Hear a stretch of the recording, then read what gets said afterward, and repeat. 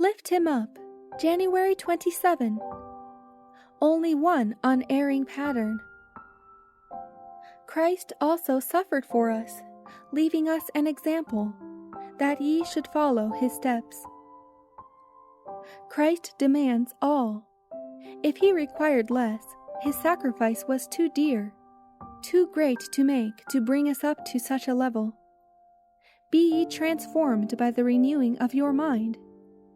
This is a self-denying way, and when you think that the way is too straight, that there is too much self-denial in this narrow path, when you say, "How hard to give up all," ask yourselves the question, what did Christ give up for me? This question puts anything that we may call self-denial in the shade. Behold him in the garden sweating great drops of blood. A solitary angel is sent from heaven to strengthen the Son of God. Follow him on his way to the judgment hall, while he is derided, mocked, and insulted by that infuriated mob. Behold him clothed in that old purple kingly robe.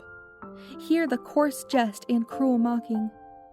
See them place upon that noble brow the crown of thorns, and then smite him with a reed, causing the thorns to penetrate his temples, and the blood to flow from that holy brow. Hear that murderous throng eagerly crying for the blood of the Son of God. He is delivered into their hands, and they lead the noble sufferer away, pale, weak, and fainting, to his crucifixion. He is stretched upon the wooden cross, and the nails are driven through his tender hands and feet. Behold him hanging upon the cross those dreadful hours of agony, until the angels veil their faces from the horrid scene, and the sun hides its light, refusing to behold. Think of these things, and then ask, is the way too straight? It is a blessed privilege to give up all for Christ. Look not at the lives of others and imitate them, and rise no higher. You have only one true, unerring pattern. It is safe to follow Jesus only. The oftener and more diligently you peruse the Scriptures, the more beautiful will they appear, and the less relish you will have for light reading. The daily study of the Scriptures will have a sanctifying influence upon the mind. You will breathe a heavenly atmosphere. Bind this precious volume to your hearts. It will prove to you a friend and guide in perplexity.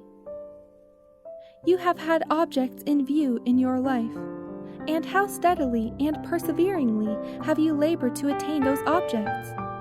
You have calculated and planned until your anticipations were realized.